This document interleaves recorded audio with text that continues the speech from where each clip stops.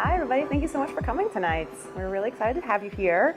So I'm the advisory CMO for Parker Consulting. We're based here in Chicago, and we're a brand new consulting firm. We've been around for a couple years. But we work on all the things you'd think of an IT consulting firm, some data implementations to big types of projects like that. But also we're really interested in getting involved in the blockchain and the AI and the VR space. And so we've been doing a lot of pitches this year for those types of events. And as we've been learning more as a company, we've been wanting to pay that forward to you guys and bring the amazing people that we've met along the way, along with us to the stage, to have a good conversation around these emerging technologies and how your companies might be able to implement them, or maybe how you can get into the space yourself as an employee. So that's a little bit about Parker and myself, but I want to have our speakers all introduce themselves as well. So we'll start here with Melvin.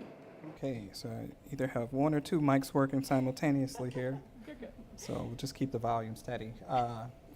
Luck. So my name is Melvin Pettis. I'm the CEO and co-founder of BlockHive. You can check us out at blockhive.org. I just updated the website, so I think the content is fresh. But what we do is very simple. We enable business competency through education. That's the mandate of our not-for-profit.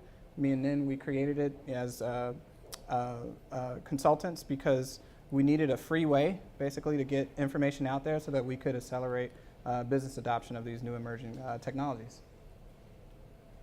I'm also one of the ambassadors or representatives of SweetBridge. So we just had a major event here called the Voice of Blockchain. I advise a lot of local startups. We've pitched to several VCs. We do a lot. It's kind of hard to go through everything that we do. So when you ask us what we do, it's like, well, we do stuff, for the community. But if you check out our website, it's very detailed. This is probably like the 22nd talk, I think, exactly this year so far for us, and everything from hackathons and whatnot. But we're just delighted to be here and share our perspective on what you should be caring about as a business. Hi, my name is Nin Zudo, and I work in the Loop. I work in data science at a Fortune 50 consulting firm called Protiviti. It's my day job, and philanthropist. I'm on the associate board with a major nonprofit organization called Heartland Alliance. And they actually partnered with us at the event that Melvin is talking about, our inaugural event that launched a few weeks ago. So as a part of being a part of BlockHive, we really get to connect the dots between the different people that we meet and really help them find their common interests and just make it all happen in the world of blockchain and emerging technologies. I'm Carrie Sullivan. I'm the CEO and partner for Culminate Strategy Group. We are a data-centric strategy consultancy focused on everything from making sure that companies' data in general is in good shape, all the way to implementing and designing strategy for AI, blockchain, and IoT. Most of our business is in manufacturing and financial services. Coincidentally, most of my career has been spent in manufacturing and financial services. So we tend to follow the same kind of lines. And I am a big fan of blockchain in general, and I look forward to the discussion today. Delighted to have everybody here. So we want to know a little bit more about you. So in your current role, are you in more of a B2B function or B2C? So we'll do B2B, raise of hands. Okay, almost everybody. And then any B2C? A couple, okay. And then what about the verticals that you're in? Is there anybody here in finance? Okay, what about tech? Oh, good, okay. Marketing? No, just me? Oh, okay, good. All right, anybody on the strategy side of things? Okay.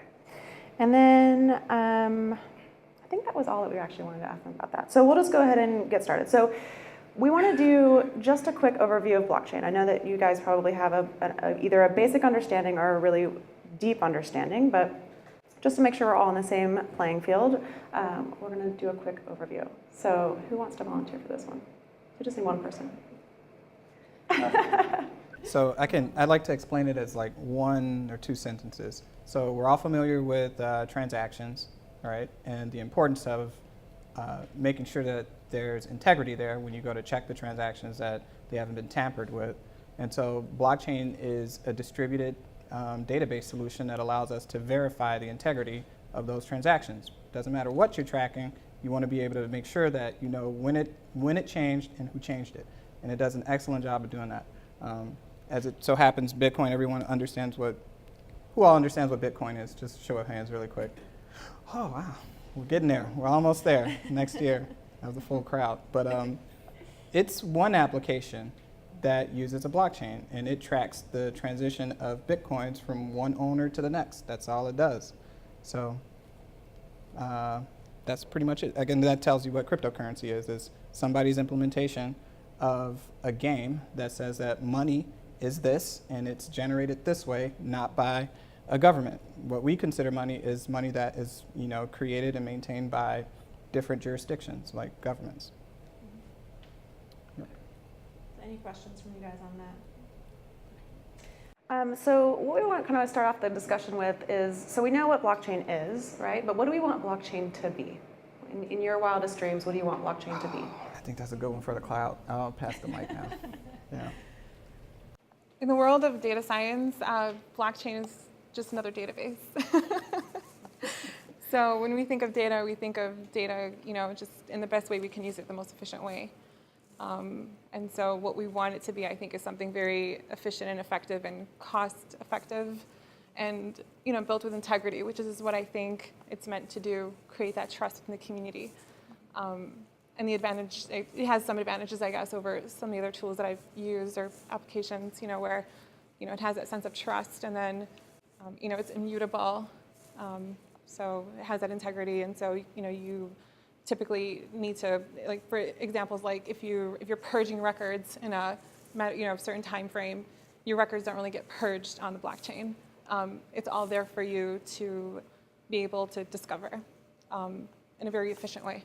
And you should probably qualify. She's a data scientist, so when she says we, she's talking about that elite crowd of people who actually can see the, the picture out of the madness. So building on trust, when we think about the blockchain and what it can do as far as the implications of the technology for enterprise, it's about replacing the role of trust that's currently held by intermediaries, whether they're systems or they're companies, such as banks. So there will come a day when we don't necessarily need a bank to verify that somebody has cash in their account, or they don't, or that a transaction happened. There will come a day when we don't necessarily need an insurance company to hold on to a pool of cash and dole it out when somebody has an issue. And when we combine blockchain with technologies such as AI, we can make business happen faster and more efficiently with fewer people, so that ultimately we're unshackling people from administrative, repetitive work that we aren't necessarily meant to do. So when I think of blockchain and I think about the purpose of it, my hope is that it represents in part a democratization of resources and a democratization of work, so that people can be freed to do more interesting things. I like that perspective. Yeah, because who wants to match transactions all day? Yeah. All right, so what do you think people are thinking about this emerging tech when they're coming from an individual perspective? Do you think that from talking to people, because we've seen each other all summer long at different blockchain events all around the city, do you think people are wrapping their heads around it well? Do you think that there is still confusion? And if there is a confusion, where is the biggest space? Oh, that's a tricky one. It's like a yes, no, and right? So like blockchain versus cryptocurrency. It's all crypto. Yeah. So like everyone that thinks blockchain thinks crypto, and they're just totally different. Yeah. Blockchain started because Bitcoin was trading on it. It was like the internet for the Bitcoin, but now it's just like another, technology that we can use in basically every single industry that we can think of. Yep. If you're doing value tracking, if you're doing value tracking across multiple complex partners and systems, you probably want a blockchain in there to, again, keep track of, who's moving what and when and where. But if you're not creating value and tracking the transfer of that value in a public way, you probably don't need a cryptocurrency. How about data security? Well, I have mixed emotions about the words blockchain and data security together, because I think what people are trying to get to is cryptography, and that's a computational thing that is really, dependent upon the quality of tools that we have available to us, right? So once quantum computing comes out, well, it's already out, and you have people iterating on that, right? Everything that we've encrypted today is going to be decrypted at some point. And so when people start thinking about or saying things like, well, we can put our medical information on the blockchain and that's going to make it easy. It's like, no, you don't want that, right? Because somebody's going to decrypt that at some point. If you use a certain type of encryption scheme, they're going to decrypt it some near term in the future. So you don't want to put the sensitive data on the blockchain. What you want to do is track the changes to that information on the blockchain. So you have that receipt that something happened to it and it was initiated by this person or system. Yep. I'm sorry, did I answer the question? What was the question? Oh, security, right? Yeah, that thing always bothers me. Yeah, sorry. So if you ran down a list of industries, I know Nin said she thinks everyone should use blockchain, but are there, let's say, like a top 5 that come to mind that are particularly poised for it? One that comes to my mind is anything that uses a smart contract or wants a smart contract, right? So whether it's moving oil or looking at how music was created and how royalties are paid out, right? But what are some examples that come to your mind? Art and music totally makes sense.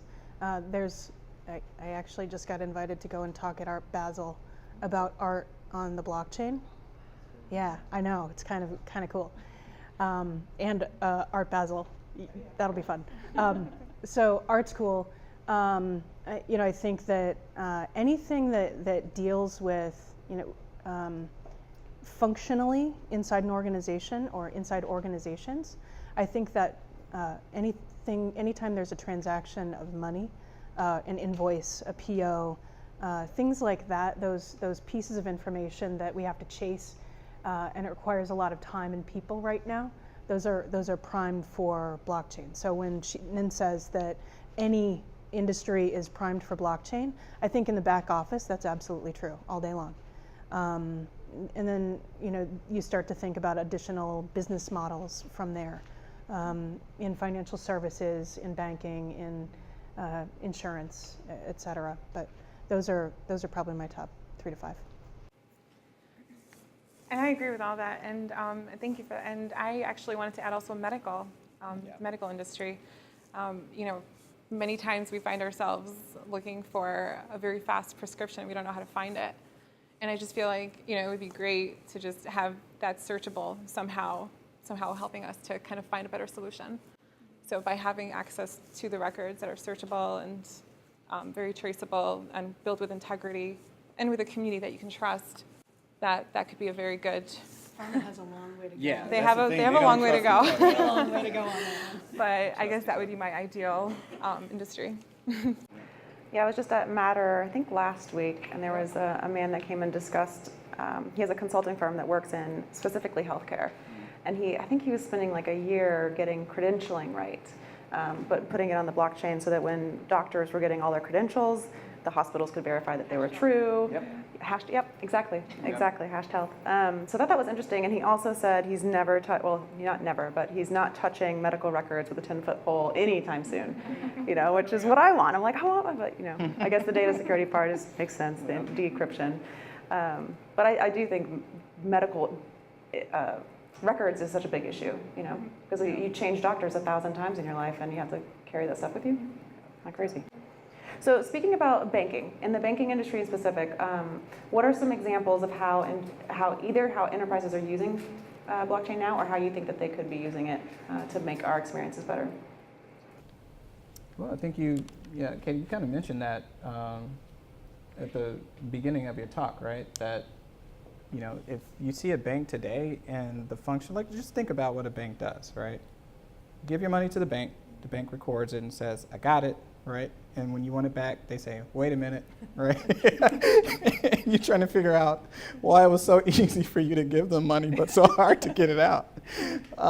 But there are complex processes in place, right? Like AML, anti-money laundering, KYC, know your customer. And so all we're saying is, wait a minute, when people want to make large transactions or deposits, we want some traceability around where that money came from and where it's going, hopefully. And your bank is working in partnership with the Federal Reserve to manage those large distributions of cash that are flowing between accounts. And so that's why it's a multi-day process. But if we had better systems in place, we wouldn't have to wait as long, because we'd have some provable way of identifying you amongst everyone else in the world. Right now we have too many systems and too many different ways those systems can be compromised to really trust any form of identification that's managed globally.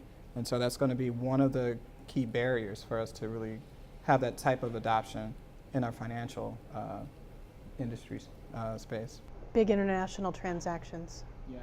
Right there. I mean, just when you add when you add currency to that problem, blockchain becomes a natural fit, because when you have to wait for a week for any sort of a currency transfer between countries, when you've got businesses and cash flow and even emergency business that needs to happen between countries.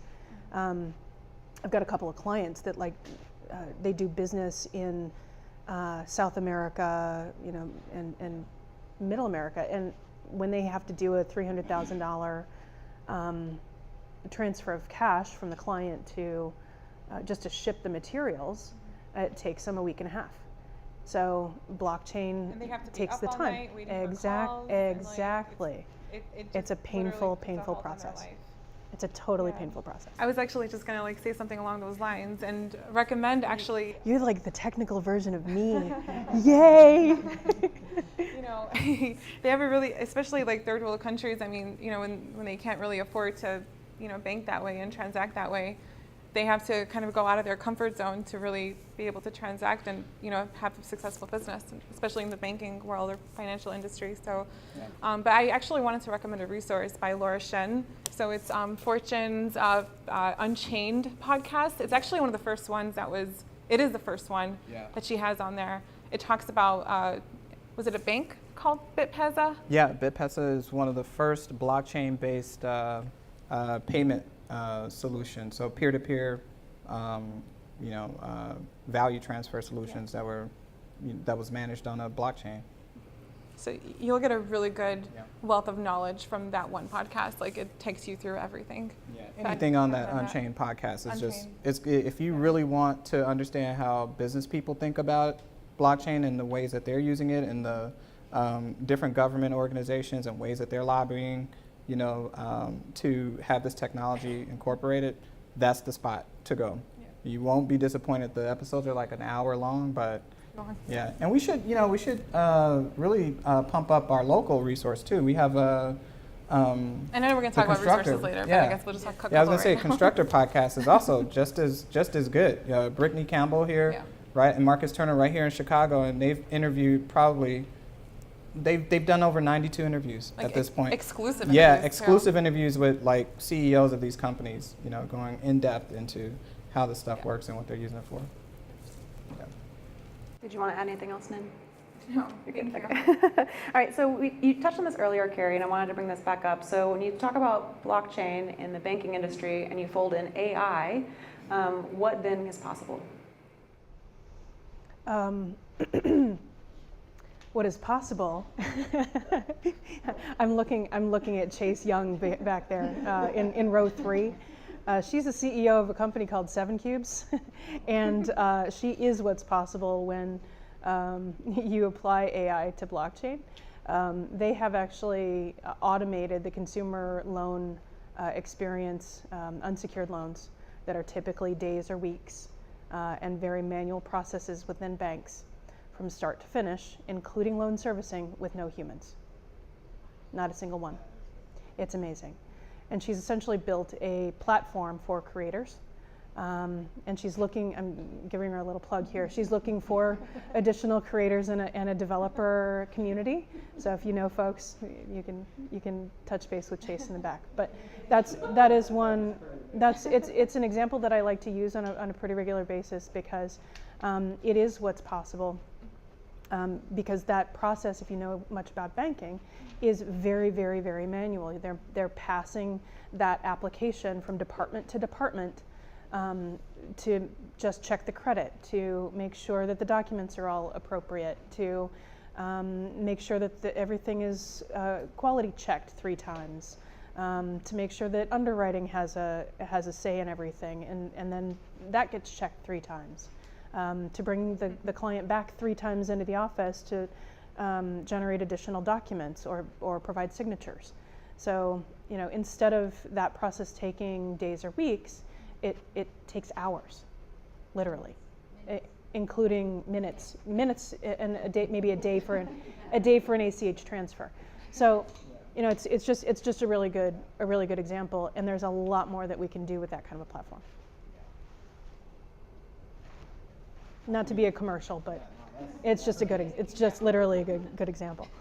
Can't wait to find out more. Since this is recorded on video, can we maybe recite where people can find her? 7QUBES.com, and her name is Chase Yeung, Yeung. She's the CEO, and I help her on a pretty regular basis just with connecting. So feel free to reach out to me. All right, so I want to get into some hard and fast use cases. There are lots of enterprise level companies that are implementing blockchain right now, and so I'll just let you kind of talk through your favorite use case, and then we'll go from there. All right, well, I like the IBM blockchain bean. I drink a lot of coffee, so I really resonate with that story. I usually don't know what goes in my coffee, so it was really cool to kind of learn about like just the whole traceability of it all, from farm to cup. You know, what I'm drinking, is it really what I'm really drinking? So really being able to kind of check that integrity and understand how that's being made, and you know, I think it would really help the people in the industry as well to deliver more quality type of coffee. Yeah. And yeah, make it more trustworthy and help us understand maybe even for health purposes what kind of other coffee options are out there. Isn't Walmart requiring the same thing of their suppliers or their supply chain in food? I think I read something about that. Yeah, I wouldn't be surprised if that's not IBM as well, because they started with Potentially. pork bellies last year. Pork bellies. My favorite use case is actually one of my projects is replacing health insurance companies, the networks, and the third-party administrators with blockchain and AI. It's a convoluted, messy process today, and it's actually the core of what's wrong with healthcare in America. Because when employers negotiate for their healthcare, most people don't know that their employer really is the insurance company. And 60% of employees who are insured in the United States are insured under a self-insured employer. And more of them are contracting directly with healthcare systems, including General Motors last month. They just contracted directly with Henry Ford Health System. So I'm building software that actually replaces the need for the third-party administrators and the big insurance networks like Aetna, Cigna, Blue Cross Blue Shield, et cetera. So what would the results of that be for the individual? Cutting healthcare costs potentially by 40%. Employers giving free healthcare to people. You can start to. It creates accountability. We can talk. This is an hour-long topic just by itself, so I'm not going to go too deep into it. But because of the negotiation approach and the complete lack of transparency in how healthcare is paid for and the price is negotiated by the insurance companies and the healthcare providers, everybody in the United States is getting ripped off. We're all getting ripped off, and we're not getting good care because of it. Because the more care you get, the more they get paid, the more they all get paid. So more care is not better. It's one of those service-oriented industries where if you go to a mechanic, you want your car done right the first time, right? You don't want to have to go back 6 times. That's what happens in healthcare. So there's a movement that is much more focused on let's get it right the first time, let's cut the cost of this stuff, let's create accountability in healthcare as an industry, and let's replace the enablers. So what do you think the timeline is on that? Well, Boeing's done it, GM just did it, Walmart does it, Intel does it. So if you get enough big companies headed in that direction, Amazon, Berkshire, and Chase just signed an agreement to go and work on this stuff together. So when you've got a bunch of large organizations pushing an industry into a direction that serves everybody a little bit better, you're going to get change, and it's going to happen quickly. The mid-market is doing it differently. They're actually a little bit smarter and more innovative about it in their direct contracting. They're actually able to compete with large businesses because they can give free health care to people because they're negotiating and delivering health care in vastly different ways. For that, if you're interested, take a look up David Contorno on LinkedIn. He's one of the writers. You can look up Rosetta Health or Health Rosetta. And Dave Chase is the author of a couple of books. It's a .org. And they're revolutionizing the way that healthcare is talked about in the United States. Wow, that is really, right? That's all you can say to that. I think, it's like there's this, blockchain bagel app that I created. It's like, how do you follow that up? But, I promise to go last next time. No. Sorry, I can't Mel. wait to hear more of this. Yeah, and the really cool thing for me is I was starting to get a little bit discouraged because I was seeing a lot of copycat projects out here, and so between the two that I just heard, these are really cool projects that I can now bring up. Like when VCs are asking me, hey, what are some cool projects that are coming out of Chicago? I'll feel good about being able to. Yeah, no worries. But it's a good feeling to know that just a year ago we couldn't even have these conversations, but to know that our folks are working on cool stuff is really, really encouraging. There's another a company that I want to highlight, Building Block Right, Real Estate Investment Trust, that's Simon Inouye's team. They've just signed a deal with Fidelity Investments, a joint venture, and I was just up, in Skokie, talking to them about, their plans, and, team that, has everything, buttoned up. They're doing things the, regulatory compliant way, and that's what I love about being a Midwesterner is that we think about these things and we care about things because we don't like when things break, right? We like to move fast, but we like to do it safely, and. That's why I think this technology is a good fit for us. There's a person who is like the godfather of like blockchain education. His name is Andreas Antonopoulos, and he said that when we launched into blockchain the way we did, it was like strapping a lawn chair to a rocket, right?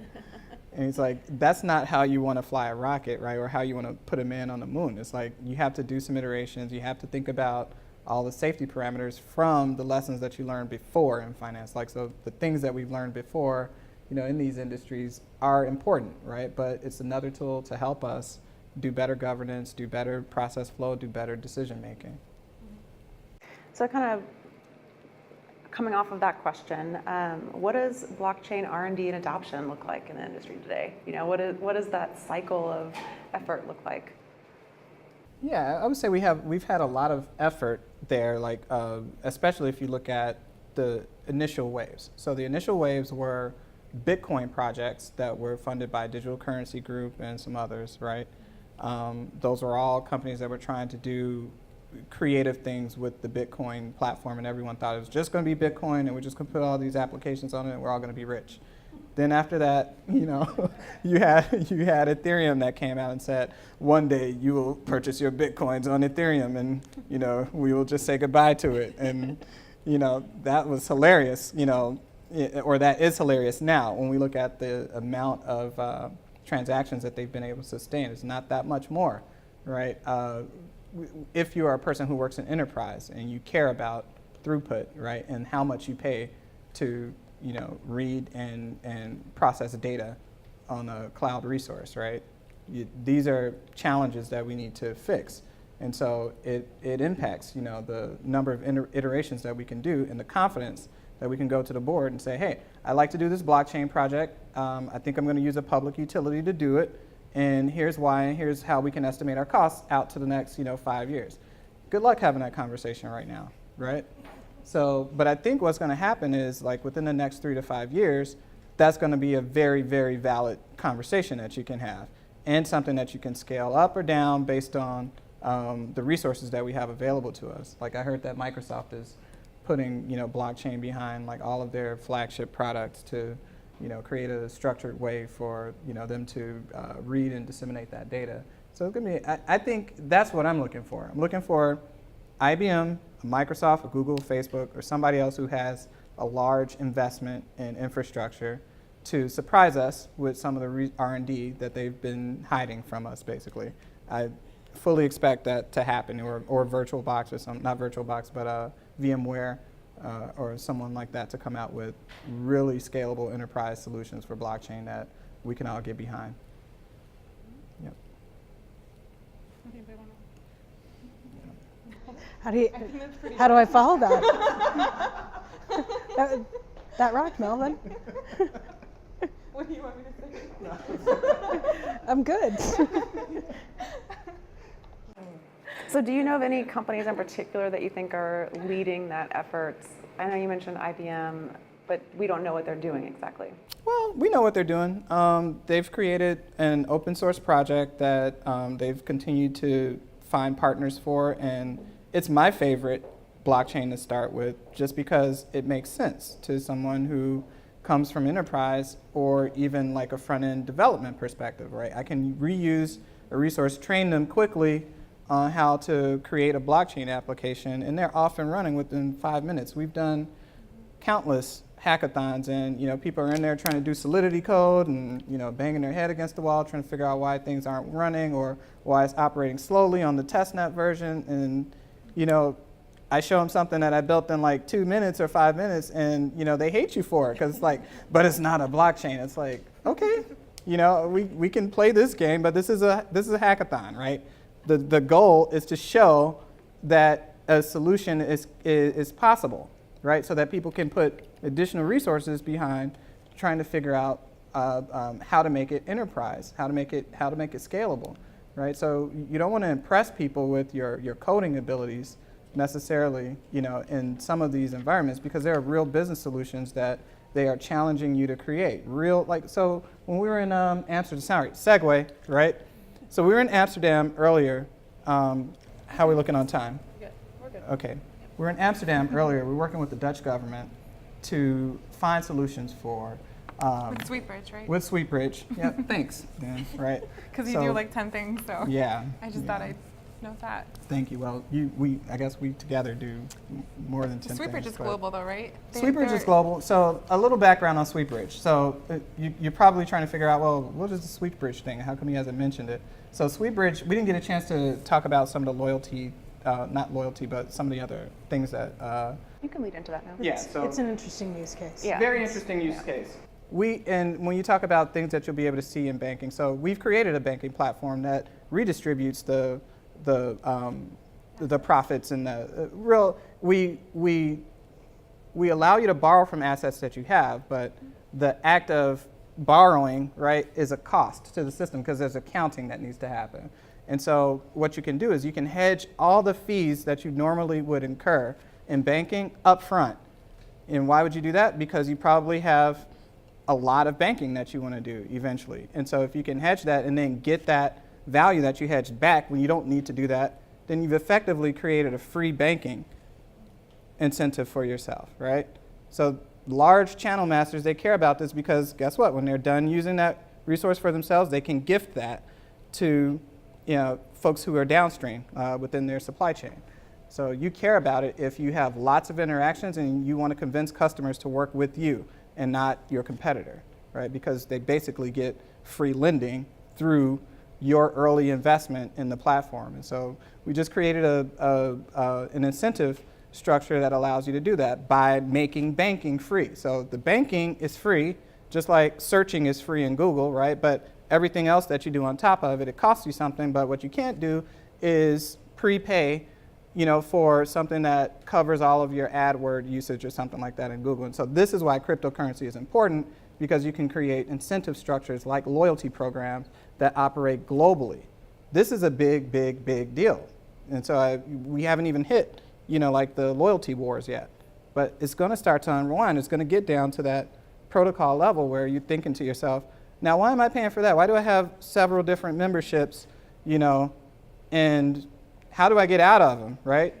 What's the value of them? Well, cryptocurrency makes that tradable in the secondary market. Every exchange, just like you're watching NASDAQ, you're going to be watching somebody's loyalty token traded, right? And that's why all these exchanges are gearing up, for this next wave. So cryptocurrency is important. It's just not the only thing that we'll do with blockchain technology. And then back to SweetBridge, why we were in Amsterdam. So we were contacted, we were working with GlaxoSmithKline and Bill and Melinda Gates Foundation to figure out how to solve the problem of identifying medicine that was hitting the shores of developing countries. What happens is they have a shrinkage of about 60% where the aid that's given to that country is resold back to Western markets at a discount. Pretty shady, right? And so what we were doing was figuring out. In pharma all the time. Yeah, it was a pharma problem, and so people who needed medicine, were not getting, the medicine because it was being resold. It became a revenue stream, for pirates, basically, right? And so the idea was, how do we track the medicine that we manufacture and make sure that it gets to the person who actually needs to, consume that medicine for themselves? And so working with maybe 6 different teams of 10, we all created a blockchain-based solution that allowed us to, track the creation and shipment and unpacking of the medicine all the way down to the analysis of and creation of a digital ID or decentralized ID for that person so that they could be actually validated as receiving that medicine when you don't have a government that you can go and look up a birth record or something like that. So that was a cool project. But again, that's not something, when you're dealing with a problem that big and you got like 2 days to solve it, you need to put the ego down and try to figure out, okay, so this is what the blockchain allowed us to do. It's like, look, we can see that, several people touched this canister, that it was delivered, and that the person who received it had the biometric, markers that matched, what we would expect, for the scenario. And so you have that provenance all the way from, creation to delivery. But yeah, that's a very difficult problem, but we were able to solve that with teams that had never worked together, using blockchain technology. So. I always think that you guys are going to want to add something, so I look over, and then there's this awkward silence, and I'm like, are you going to jump in? Well, he's gone in such a cool direction. Half the time I'm like, I think I just forgot the question. So, and because of jet lag, I'm blaming that one on you. Sure. Too.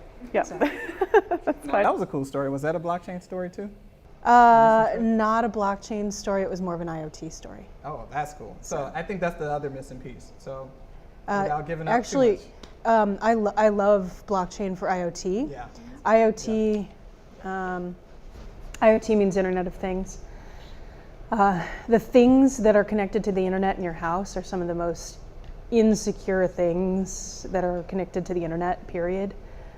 Because in the product development cycle for a lot of those things, your garage door opener, your printer, they were very lazy in the way that they designed the security of those in the software that connects those pieces to the internet. And I'm actually working with a client right now who's working on their Internet of Things 2.0. So they've got an 8-year-old Internet of Things system that was really kludgy and slow, where they were tracking their own equipment out in client sites. and they're redesigning it both for their customers and their own employees to make the diagnosis of problems on their equipment a lot easier, a lot faster, and the servicing of that equipment, the maintenance on it, a lot easier and a lot faster. But they're also installed in a bunch of hospitals. And I don't know about you, but hospital IT folks get really, really nervous when you start to connect things to their internet systems or their Wi-Fi.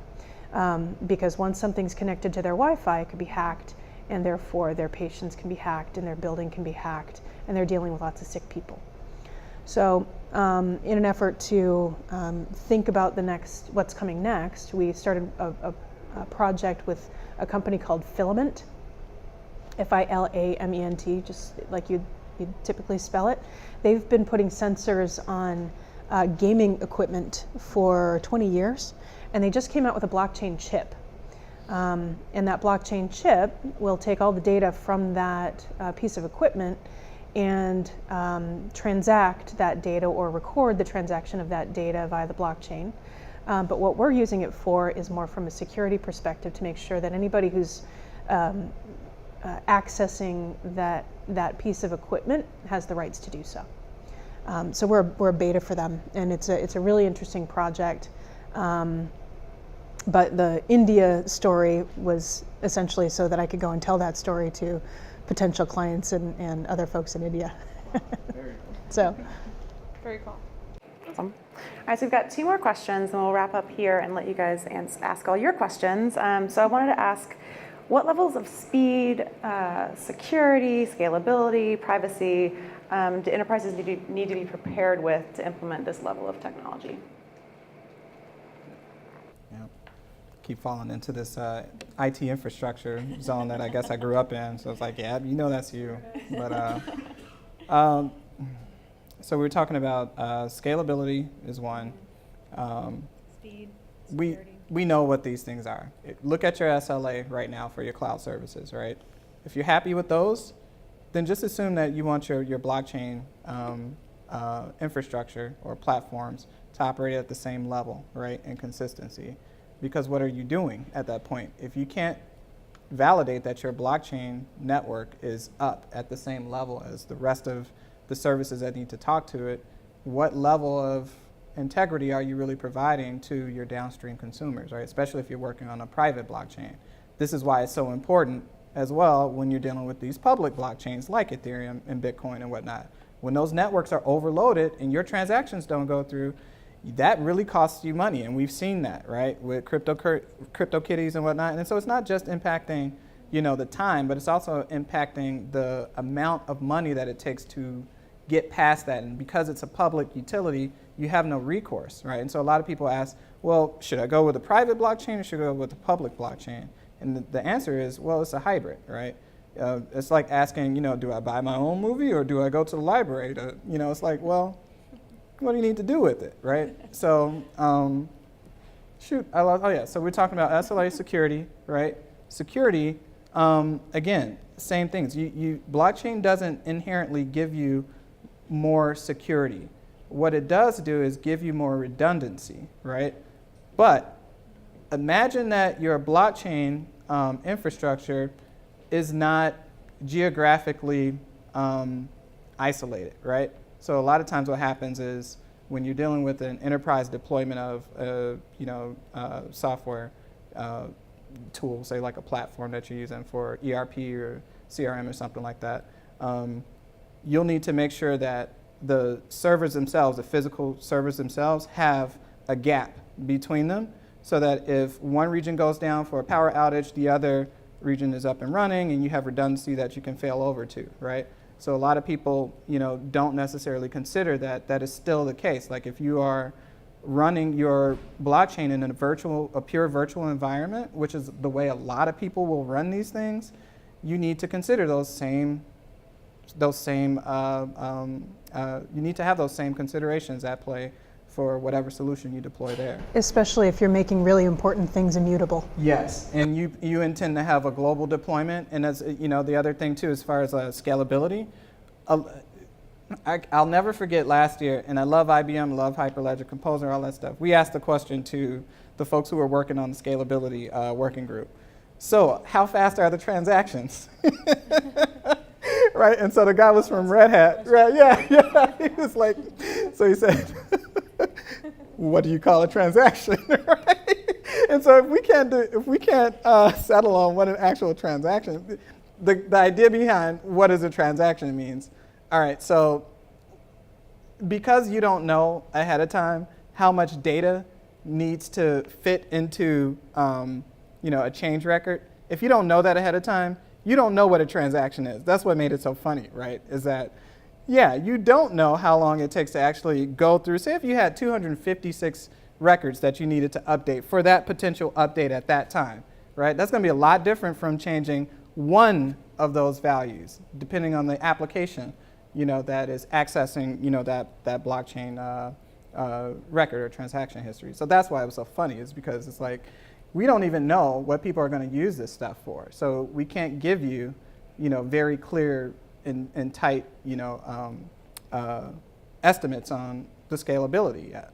And so you're seeing a lot of projects that come out that are doing different things that, like the EOS project, right, which is something that's saying, okay, what we're going to do is allow you to write your code, and then we're going to, put it into, this scenario that estimates just about how many resources you're going to take up, right? And so that's a lot different, right? Because what it's telling you is that as more demand is put on that application, or what we're calling smart contracts, you've heard that word, but it's basically just an application that is allowed to change records in that blockchain database.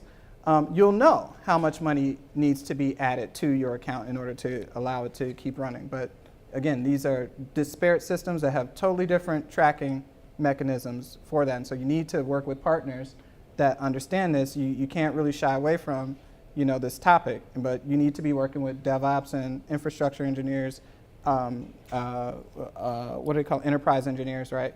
Who have had to ask these questions. And so, don't feel bad, like if IT is testing you or, This is not a new thing. It's not new, yeah.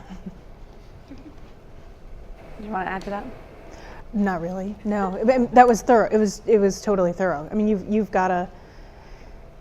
If you don't involve your infrastructure folks early and often, they will be down your throats sooner rather than later. So, I mean, it's got to be reliable as well as.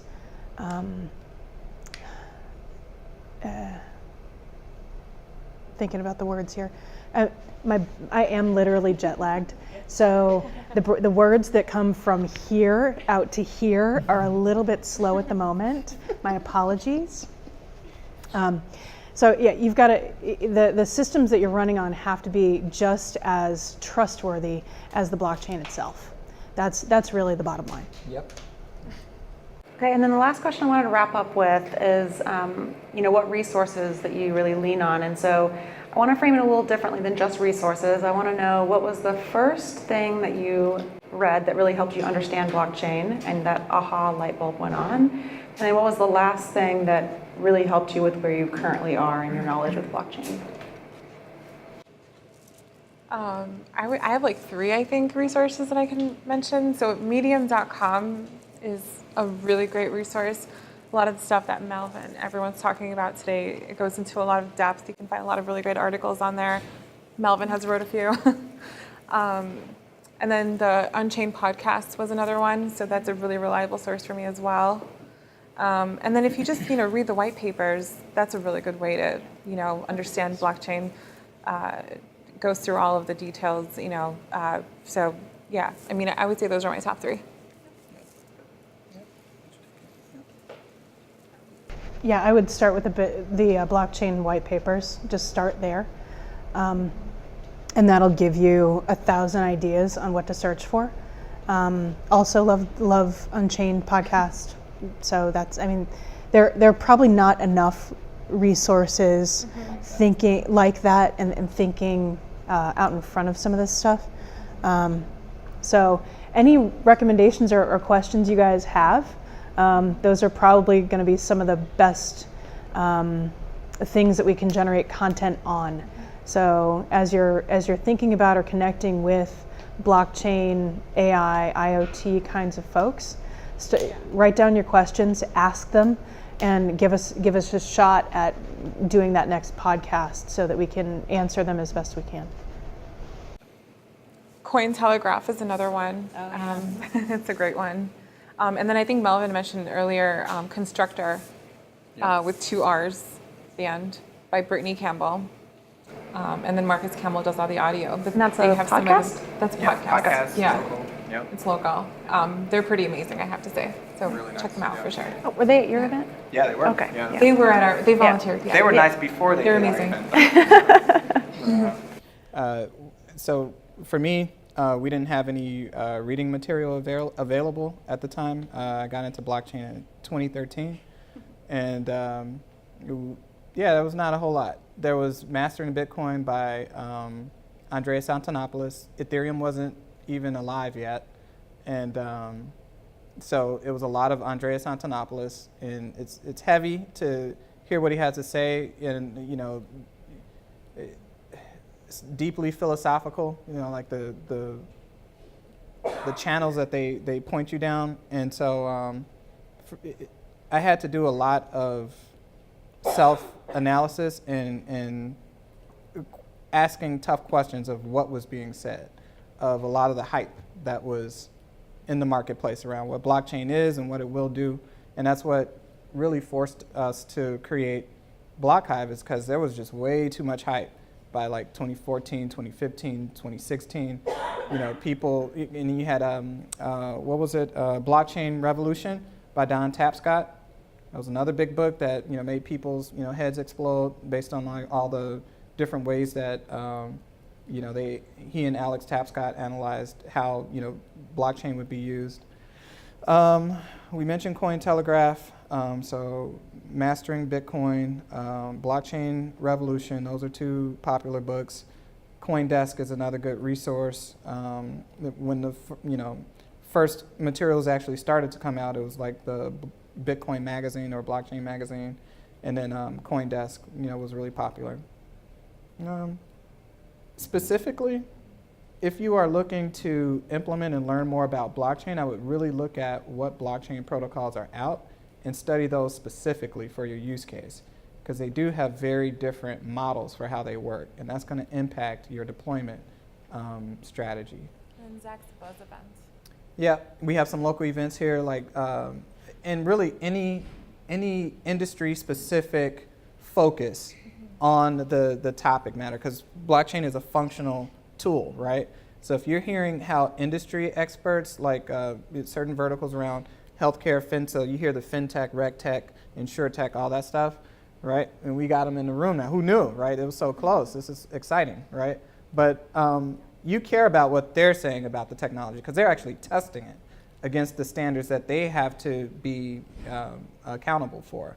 And so that's where I would specifically start with blockchain as a database technology or data technology. Then for cryptocurrency, I would look into what regulators are saying about these currencies and how they feel about them and how they feel about the use of them, because it really does matter. The consumer safety mechanisms that they put into place to protect us from 1920s era manipulation of markets, those matter, right? And so you want to make sure that governments are aligned along certain, governments are aligned in how they are interpreting the status of some of these cryptocurrencies. So I would start with regulatory, perspectives on these currencies before just hitting the coin market list and going, ooh, that one looks good. If somebody tries to suck you into an ICO, look at GitHub first. Yeah. Make sure they've actually written a few lines of code. Yeah, and so once we have more loyalty-based platforms that are just no-brainers that people can use, you'll have a lot less of that, right? Because now it's just using a tool set. Like we're moving from like fintech to finternet, right? Sorry. Really? Yeah. You like it? You're coining that? No, I'm coining it. Yeah. Right here, right now? Yeah, just now. Yeah. And then it's like, really, did Melvin you use just that? Yeah. But All right, so let's hear Always from the making up audience. Let's hear from the audience. What questions do you guys have that we didn't cover today? Yeah, I'm sure that you know and you're experts in the industries that are adopting, and you probably know a number of industries that should never adopt, like cosmetics or something like that, that want lipstick with blockchain or whatever. But what are the industries that you see that aren't but should be adopting blockchain soon? Education. Education's probably a good one. So when you think about a couple of things, so education, when you think about when people come out of college, they have a degree. There's a certification there, and that goes with you throughout your career. When you graduate from high school, there's a degree, and that goes throughout your life. You're going to be asked that question on a regular basis. When you go through medical school, when you go through any sort of certification in general, that should be on your record somewhere. Similarly, when you think about how education is administered and will be administered in the future, we have people who are in our education system, especially public schools, who are completely under-resourced, overtaxed, and there's a lot of disparity in the way that children are educated in this country. So when I think about blockchain, especially blockchain combined with AI, there's a ton of application in education to extend those teachers as resources and secure the personas and the privacy of the students that they're dealing with, so that it makes technology a bit more accessible, and it makes education more available potentially to more kids, not only here but around the world. Because education is the one thing that democratizes everything. I think I'll stick with medical, which is same reasoning as before, but I think there should be a little bit more about that. And I think we've met some people who are doing some cool stuff around it, which we can share resources on. But there's some cool developments happening for sure. Yep. Obviously, I care about international law, international trade. I believe that actually every industry will be impacted by blockchain, just through the nature of supply chain being what it is. Things that we do to natural resources to create products that meet our consumer demands, right? So anytime you want to track the provenance of something or verify that the quality of something that you use meets your standards, you're going to touch a blockchain most likely, because there are multiple parties involved in assuring that the transactions that go into delivering that product to you are sound. I used to think that it was silly, that people would take real life objects and try to make a blockchain business out of them, but I've since come to understand that is all of what we're doing. Every time we make something and try to sell it, we need to first identify who we are so that people have recourse, and then we have to identify who we sold it to or who we transacted with, so that there's traceability in the network if something goes wrong. So it's not a trustless model in the sense that we can do away with third parties. What we're saying is we can trust that we all agree that that code says that when this transaction happens, this should happen. That's all we're really saying. We're saying that there's visibility, verifiable visibility into the mechanisms that change the state of the applications that we're using to track value creation and transaction. Places where there's not enough of it, I think I said, international trade. Why don't we have a phone that is deployed by some big bank or something like that to everyone who is underbanked right now? Like, why haven't we seen it? How cheap and easy is it to get a smart device out to these, communities where they don't need the same brick and mortar infrastructure? right? As soon as you have a smart device, you are now connected to the rest of the globe. Everything that you build and take a picture of and validate with your IoT device, provides enough data. What was that saying that we heard about just recently? It was like data is a naturally occurring resource. Yeah. Like, very, A very globally, cool. naturally naturally occurring occurring resource, Yeah. right? And I can't think of a better way to describe, what it is that we're trying to capture. And so the next part would be like IoT. There's a natural fit between what we're observing and what we're reporting. If you get bad data into the blockchain, it's not going to make your scenario any better, than what you had before, right? So we need to somehow validate the quality of what it is we're measuring and tracking in the systems. And I think you have to start just so you can see how bad you are, right, at actually capturing, the quality of information that you're hoping to base decisions on. Sorry, Nan. Yeah. Oh no, I was just. I mean, Yeah. I'm on the same boat. It's like. You go. I was just going to say, like, do I need the blockchain, or can I use it in conjunction with other technologies, or how will that fit into my business model? Because not everyone needs that. So it's like, how do you figure out, how do I just leverage that? Yeah. Ideally, you're putting as little on the blockchain as possible, because otherwise it just gets loaded down and kludgy. Yeah, it's naturally a more expensive resource. Right. Yeah.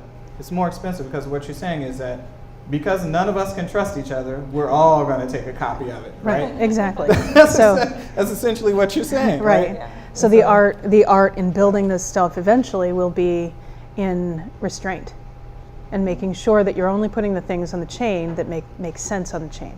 It's those things that really should be held dear and secure. Yep. Absolutely, 100% agree.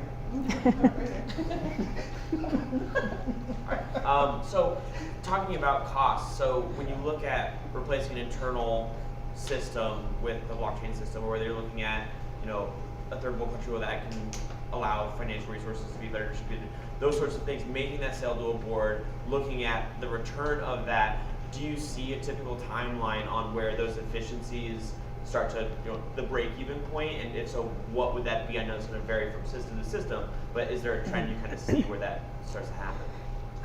So that part comes within the business case that you put together for the client or for the company before you start to implement. And it depends on what you're trying to do. It depends on the system you're trying to replace, and it depends on the processes that you're applying it to. So, as a digital transformation consultant, I'll go into an organization, take a look at their processes, and if they haven't already Six Sigma'd everything, then we take a look at the core processes of the organization, see where the real inefficiencies are that they haven't been able to address with existing or kind of linear workflow-based technologies, and then start to make some determinations on where you can either apply blockchain or AI or some other things. So wherever you've got an email going from here to there, a request for money or request for data, that's potentially an opportunity for blockchain. Wherever you've got repeatable administrative processes, that's an opportunity for AI. So where you have the confluence of process and people and labor and systems that are legacy and old and difficult to maintain, that becomes the building block of your business case to start to outline how much what your return's actually going to be and when. So, for example, commercial lending, real estate lending company. They wanted us to come in and map out all their processes from application to transaction and see where they could not really create efficiency with AI and or blockchain, but it was about creating the transaction faster, because everybody in that industry uses the same software, the same legacy software. And because they all use the same software, they're all kind of transacting on the same time frame, and it's a commodity, right? So if I can help them transact and get to paper faster, then they make money more. They make more money because they win more. So in that kind of a scenario, the return on investment for a $250,000 implementation is potentially within the same year. When you're dealing with commercial real estate, you've got to pay off in a year to 18 months. So, it depends. There's a lot of it depends. And there is a lot of opportunity, partially because these technologies represent capabilities that we really haven't had in enterprise before with linear-based systems, and workflow-based systems. I would not even attempt to add more. That was excellent. Excellent. Thank you. Yep. So I'm still having a struggle with the whole security piece of it, because there's financial data, there's PII, there's innovations that could only be sort of stored within blockchain. But as you said earlier, quantum computing, decryption, all those things are possible. So And DDoS attacks still possible. Right? Yeah. People still do them. So I guess two questions. How do you evaluate when something needs to be on blockchain because of the potential risk of security? And the second question is, in the future, how do you see quantum computing aiding security in blockchain setups? Yeah, sure. So I'll start with the last one. So Russia. So the first question is, how do we identify when blockchain should be used to augment security? Is that did I get that right? Where does it fit as something that we should use to add more security to how we're doing things, today? And then the other question, I believe, was how do we see quantum computing aiding and assisting in the stronger securitization, I guess, of assets that we have, data or information assets that we have. Russia last year made an announcement that they have a quantum-safe blockchain implementation, right? I think shortly after that, I want to say IBM showed off theirs, right? And then it's like, ooh, we all have quantum computers now that, are almost ready, to be used. But from what I understand, they're still a couple years off. But I see somebody shaking their heads like, no, they have them now. So we'll see. But as far as I understood, they're still a couple years out before they can be used or would be used in a mass attack. The logic has been that if you were to use it, then everyone would know that you have it. And do you want to use that ACE card on something like changing somebody's medical information, or would you use it to, launch a nuclear missile, right? So it depends on. Or rig an election. Yeah, or not touching that one. Yeah. So that was that one. And then as far as when should we use blockchain to secure information? Again, blockchain is a new storage technique, right, for data. And it stores it in a way that makes it easy to figure out what happened to it and then get that information back. So if you have a problem with data, corruption or something like that, and you want to have lots of copies because this happens all the time, I would have to ask, what's causing the corruption of your data? Because I have a feeling that you're going to be putting corrupt data into your blockchain, right? So yeah, I think some of these questions or it's not the questions, I think it's, again, more of the hype around how do we attach blockchain to the next function/industry to get people excited about doing more with the product or with this technique of storing information. But if you check out IEEE, they have a cool little chart that shows you, do you need a blockchain or not, right? And then Business Block too. Yeah, Business Block is a local company, I think, here too, and they're doing something similar with their resources. The last thing I wanted to say is, if you've ever touched more than one version of something and tried to correlate, the changes together, once you get to number 3, that's when things get exciting, right? So if you're working with multiple partners and you all are trying to figure out, like who changed what and when can we get the official copy out, you probably have a cool little blockchain problem that you could solve as long as one of you trusts the other to run the network, or there's a public utility available that meets your needs and won't scare your shareholders. Yep.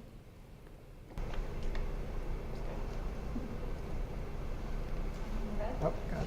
So within advertising, there's been a lot of talk recently about being able to, obviously there are issues with kind of targeting when it comes to ads, and there's spillover. Let's say they're trying to target Melvin with a specific ad, and then everybody in the room sees it when it's really only going to reach 2 people, and then one of them might think about buying it. So there's been talk about using blockchain basically to make sure that that ad actually goes to who would basically who would be of the most value to. Do you think that that's something that would be of use, that blockchain could be used for, or do you think that's kind of just part of the hype behind blockchain and everybody thinks it's going to solve everything? Go ahead. You're the pro at implementation. I love it. So. Okay, so I've also done a lot in digital advertising. So when you think about blockchain in digital advertising specifically, right now a lot of the use cases are talking about kind of transacting on the blockchain and starting to remove the need for agencies and taking away the black box. The problem there is that you end up with too much information on the blockchain, and it's too fast because those transactions happen too quickly. Too many ads being served at once, and it's just gonna rip apart the system. So you've got to be really, really selective about what you put on the chain. The other thing that I would suggest to you is that GDPR is going to be the best thing that happened to blockchain ever, period. Because what GDPR is saying is that you and you and you all have the rights to your own data, and you have the rights to know how your data is being used. So rather than the advertising industry getting to be able to target a specific human being, that human being is going to have more control over what they see. I would suggest that is the way that blockchain will end up being used in a consumerist approach, and that folks who are developing toward targeting a specific human and validating that human has been served an ad will end up with technology that is useless at some point. Does that help? First off, thanks for being here. It's very informative. You kind of touched on it towards the end about how governments look at cryptocurrency specifically. But do you guys get much feedback, I guess negative feedback, when you start talking about lowering costs for big banks or pharma or anything like that? Because all that process is why they charge us all these fees. And so if you come in and disrupt that, I imagine they don't like that. So do you hear much from the legal side, or just, I don't know? So one of the things that SweetBridge is doing is, like, because we're not a bank, right? We're a platform that feels like a bank, and you have who's familiar with this app called Simple Bank? Have you heard of Simple Bank? Okay, so check out Simple Bank when you get a chance. It's a digital-only bank, right? So there's no brick and mortar, but what they do is every time they account for fiat, right, and need to actually bank, those funds go into a real bank, right, at the back office layer.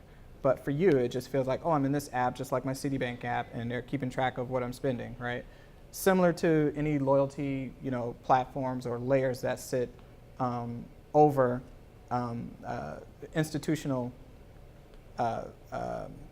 entities, right, that exist because of regulatory purposes, because they can come in and they have to have certain licenses to operate in certain states. There's lots of legislation that dictates what you have to be and the types of programs that you have to have in place in order to be compliant, right? So we come from regulatory compliant, consulting, and so this is why I'm taking the time to talk about why those institutions don't go away, right? It's because as a tech company, you're not going to be able to get, those types of regulations passed, right, that allow you to operate that way with ease, right? It's not a web app that you're building, right? This is actual people's money.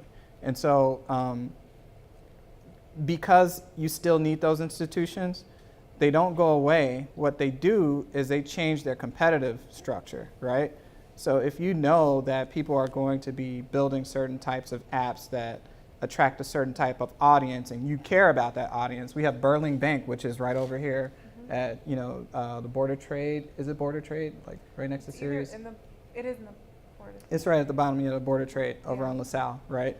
And so their niche is working with, people who operate trading, practices, right?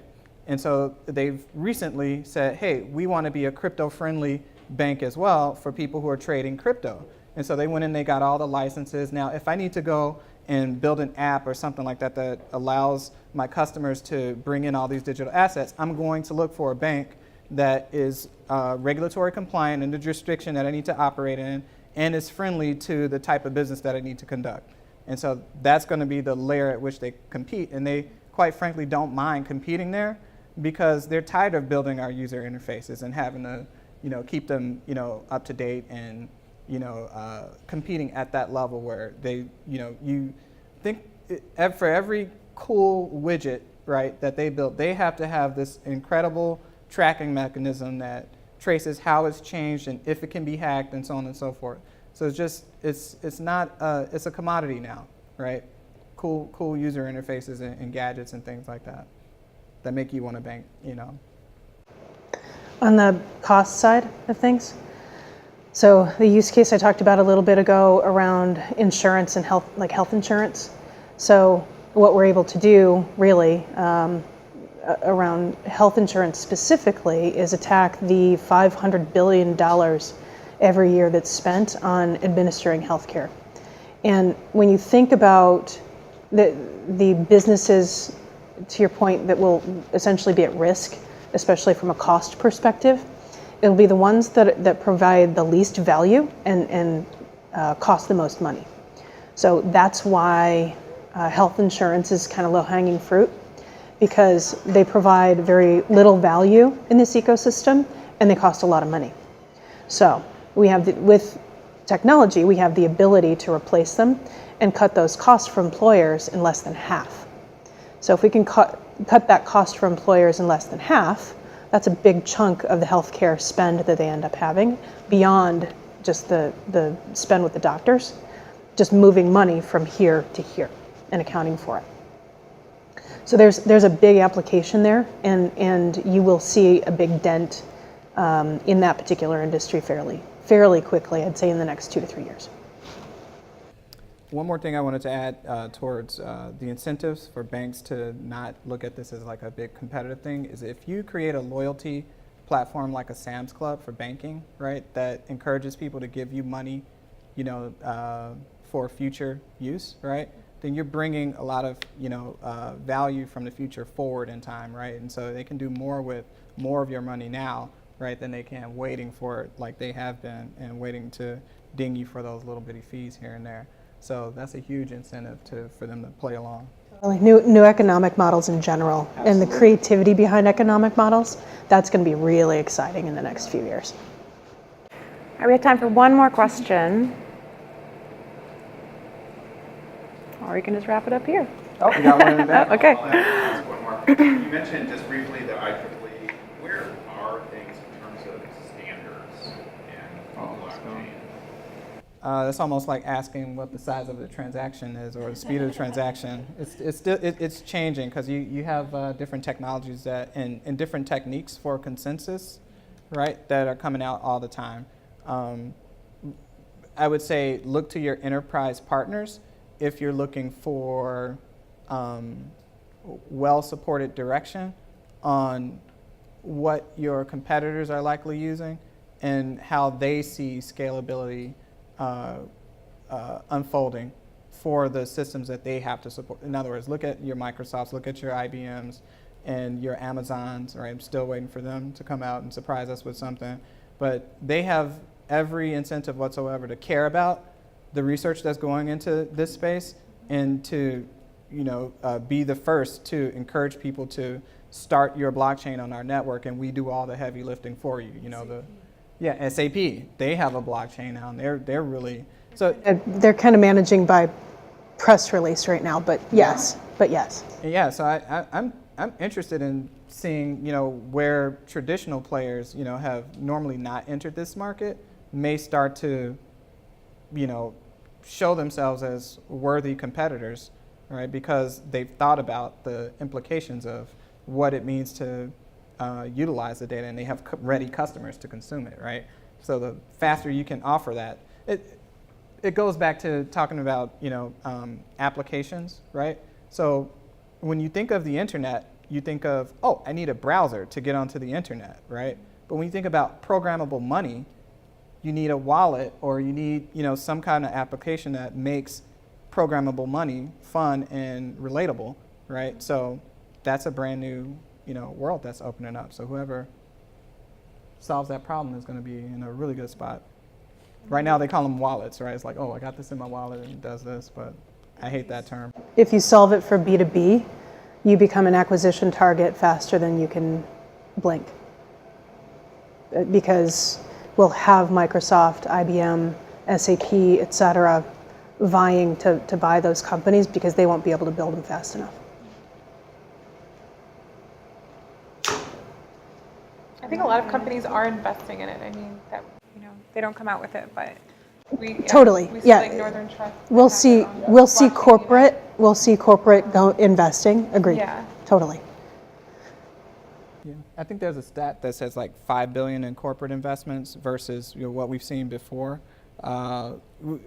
There was a big cryptocurrency movement back in January, December 2017, early 2018, and that was pretty much everyone who hadn't heard about cryptocurrency finding out about like Bitcoin,